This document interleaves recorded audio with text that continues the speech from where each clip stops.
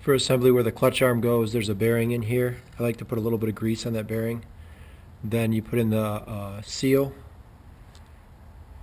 and then there's a metal washer that just sits on top, and then your spring goes on, and then you put your clutch arm through your spring. Now I'm going to install the push rod.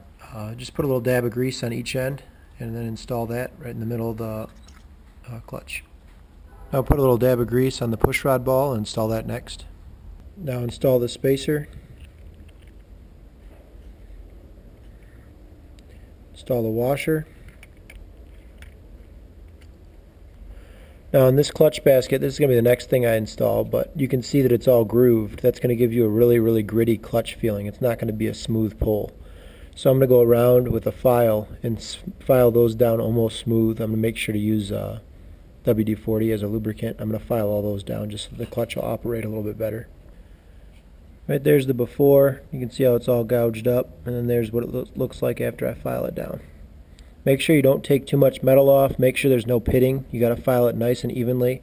It's going to tend to want to file more in the middle, so you got to spend a little bit more time on the bottom and the top to keep that nice and straight and flat all the way across. Now install your clutch basket.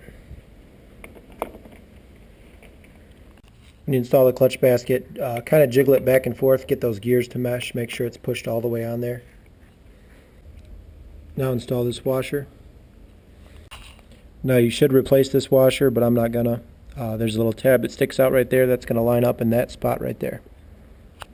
Now install this nut, and torque spec is 58 foot-pounds. Alright, that's a 22 millimeter nut. I got a little jank set up here so that that release lever doesn't get hit, but I'm going to torque it down to 58 foot-pounds. Now I'm going to bend over that part of the washer right there, the part that I didn't use and that isn't all chewed up, but I got lucky and it lined up perfect. It looks like this first friction plate that goes on is a little bit thicker than those other ones because the first friction plate actually rubs on the clutch basket itself.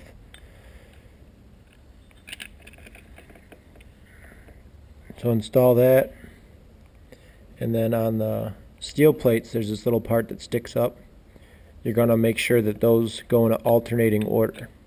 So you're going to put one there, and then the next one you're going to put over here, and the next one over there, and the next one over there. I think there's 6 plates total, so you should have 3 on top and 3 on bottom.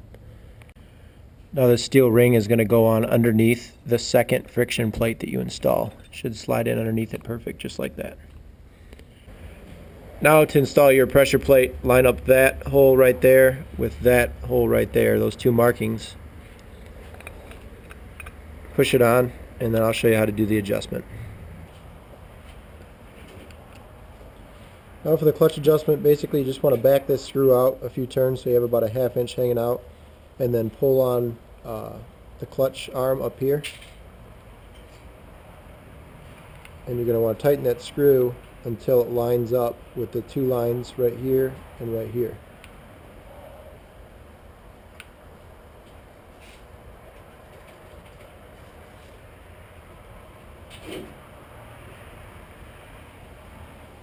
And right there's good. Now you're going to put on your washer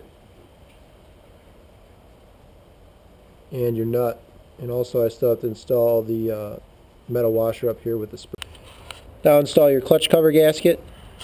And then there's a holding pin right there and right there. And then after you install that, then install your clutch cover. After your clutch cover is installed, install your oil pump cover. There's just 4 bolts, I believe, Phillips head.